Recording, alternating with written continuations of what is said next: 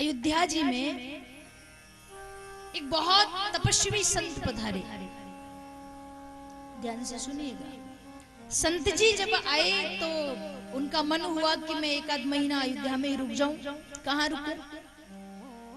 एक धर्मशाला थी, तो धर्मशाला में संत जी ने एक कमरा खुलवा लिया।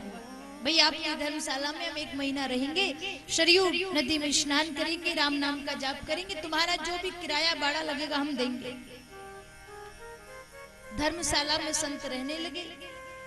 जिस कमरे में संत रहते थे उस कमरे के पास में एक और कमरा था जो खाली पड़ा हुआ था। एक दिन एक सेठ जी आए। सेठ जी को भी कुछ काम था अयोध्या में, तो सेठ जी ने भी उसी धर्मशाला का वो कमरा लिया जो संत के कमरे पास में था। एक कमरे में सेठ जी हैं, दूसरे कमरे में संत जी हैं। दोनों अयोध्या में रुके हुए हैं, पर दोनों का जो समय है, जो दिनचर्या है, जो गुण है, वो एक दूसरे के बहुत विपरीत है। काहे को? सेठ जी रात भर काम करते और सुबह सुबह 3-4 बजे जब सेठ जी के सोने का समय होता तो संत के जागने का समय हो जाता। जब सेठ सोते तो संत जी जाग जाते, और जब संत जी के सोने का समय होता है तो सेठ जी अपना काम कर रहे होते। एक दिन हो गया, 2 दिन हो गए, 4 दिन हो गए। 4 बजे संत उठे, अपना करताल उठाए, मंजीरा उठाए और हरे राम जोर जोर से गाए। सेठ जी की नींद खराब हो गई। सोचा आज चले जाएंगे, आज चले जाएंगे, नहीं गए। 2-4 दिन हो गए। एक दिन तो सेठ जी को बड़ा गुस्सा आ गया। संत जी के पास गए, जाकर के कहा, बोले महात्मा जी हमने तुम्हारा क्या बिगाड़ा? महात्मा जी कहे को लाला क्या हुआ, इतना गुस्सा क्यों कर रहे हो? सेठ जी ने कहा ये बताओ कि हमने आपका बिगाड़ा क्या है? संत जी कहे हमने कब कहा कि आपने कुछ बिगाड़ा है? सेठ ने कहा जब हमने कुछ बिगाड़ा नहीं है तो हमें सोने काहे को नहीं देते? संत जी ने कहा भाई हमने कब मना किया कि आप सोइए मत? सेठ ने कहा मना तो नहीं किया, पर जैसे 3:30-4 बजे मुझे नींद आती है आप अपना मंजीरा बजा के कीर्तन गाने लगते हो। अब आप इतने ऊंचे स्वर में चिल्ला चिल्ला करके कीर्तन गाओ तो भला हमें नींद आएगी? हमारी तो नींद खराब हो जाती। क्या है ये कीर्तन गाना? 9-10 बजे भी तो गा सकते हो। संत ने मुस्कुरा के कहा बेटा ये जो भगवान नाम मैं गा रहा हूं ना, अगर तू गाएगा तो तेरा भी फायदा ही होगा, इसमें कोई नुकसान नहीं है। सेठ ने गुस्से में कहा कि तुम्हारा भगवान नाम खाने को नहीं देगा। हम तो ठहरे व्यापारी, हमें तो काम करना होता है, काम नहीं करेंगे तो रुपया पैसा कहां से आएगा? संत ने कहा यदि भगवान को भरोसा होगा तो वो तुझे खाने को भी देगा। सेठ ने कहा कि मैं नहीं मानता भगवान खाने को देते। संत ने कहा एक बार मान के दे। सेठ ने कहा चलो शर्त लगा लेते हैं। कैसी? सेठ ने कहा कि मैं अगले 7 दिनों तक कुछ नहीं खाऊंगा, ये मैंने संकल्प ले लिया। इन 7 दिनों में यदि तुम्हारे भगवान ने मुझे कुछ खिला दिया तो मैं मान जाऊंगा कि भगवान होते हैं। यदि नहीं खिलाया तो तुम्हारा ये डंटल कमंटल छोड़ के तुम भी मेरे साथ काम करना। संत ने कहा कि ठीक है, शर्त मंजूर हुई। सेठ ने संत को कहा क्या तुम्हारा भगवान जबरदस्ती खिलाएगा? संत ने कहा जरूर खिलाएगा। सेठ ने कहा अगर मैं खाना ही नहीं चाहूंगा तो कैसे खिलाएगा? संत जी ने कहा अगर खिलाना वो चाहेगा तो नहीं भी खाएगा तो वो तुझे मार मार के खिलाएगा, बस मर्जी उसकी होनी चाहिए। सेठ तो अपनी शर्त रख के चला गया। 1 दिन हो गया, 2 दिन हो गए, 3 दिन, कुछ नहीं खाया। अब घर में रह रहा है तो घर परिवार वाले सोचे बीमार हो गए इसलिए नहीं खा रहे होंगे। घर वाले कहे कुछ तो खा लो, फल खा लो, चाय पी लो, दूध पी लो, कुछ तो खाओ। सेठ जी ने सोचा घर में रहूंगा तो घर वाले मेरा ये संकल्प तुड़वा देंगे, मैं शर्त हार जाऊंगा, घर छोड़ के चला जाता हूं। घर छोड़ करके सेठ जी एक जंगल में चले गए। जंगल में एक बहुत घना पेड़ था, उस पेड़ की डाली पर बैठ गए। गिन रहे हैं आज 4 दिन हो गए, 3 दिन और बचे, मैं शर्त जीत जाऊंगा। हुआ यूं जब सेठ जी उस वृक्ष की डाली पर बैठे थे, कुछ व्यापारी बंधु अपने बैलगाड़ी में धन भर के शहर से अपने अपने गांव जा रहे थे।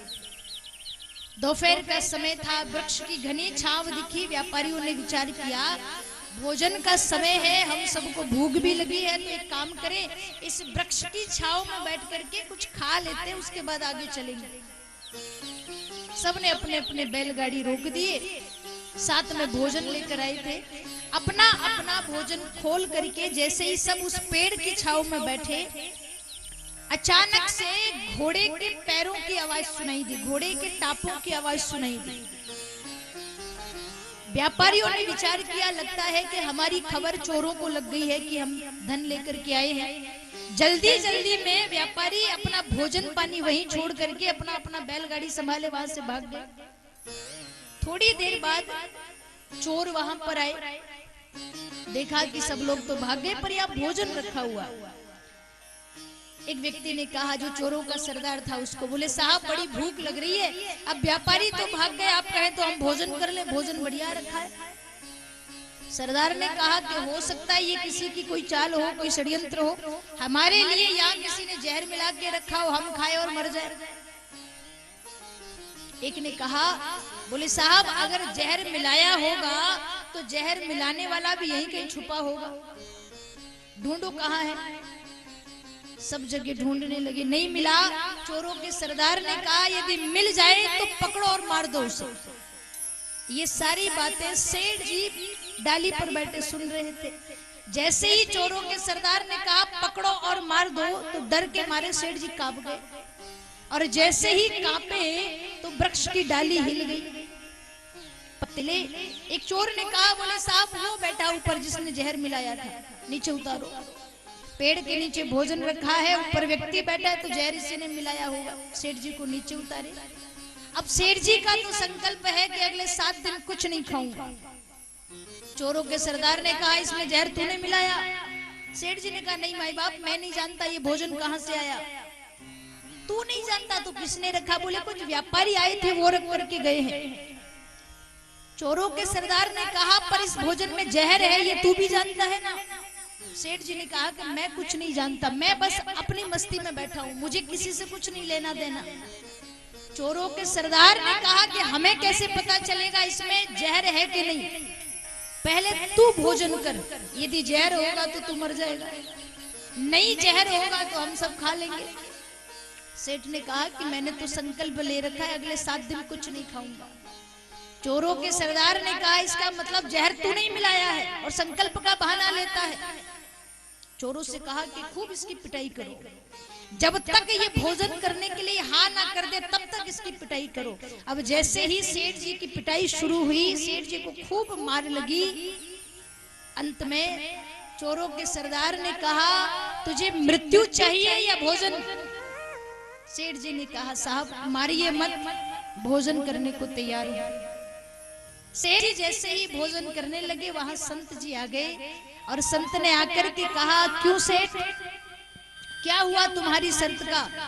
मैंने कहा था ना, यदि खिलाना वो चाहेगा और तू नहीं भी खाना चाहेगा तो मेरा परमात्मा तुझे मार मार करके खिलाएंगे। तू नहीं खाने वाला था पर उसने तुझे मार मार करके खिला दिया। सेठ जी ने जब ये दृश्य देखा, भगवान पर बड़ा भरोसा हो गया। अपना घर परिवार दुकान मकान सब छोड़ करके चले गए। और वही सेठ, वो कोई साधारण व्यक्ति नहीं थे, वही सेठ आगे चल करके श्री मलुकदास जी बने, जिन्होंने कहा है, अजगर करे न चाकरी, पंछी करे न काम, दास मलुक का यूं कहे, सबके दाता राम। जिन्होंने कहा है विश्वास अगर है तो भगवान है।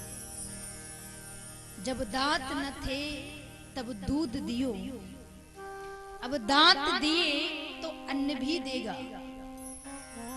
अगर भरोसा होगा, विश्वास होगा, समर्पण होगा भगवान के प्रति,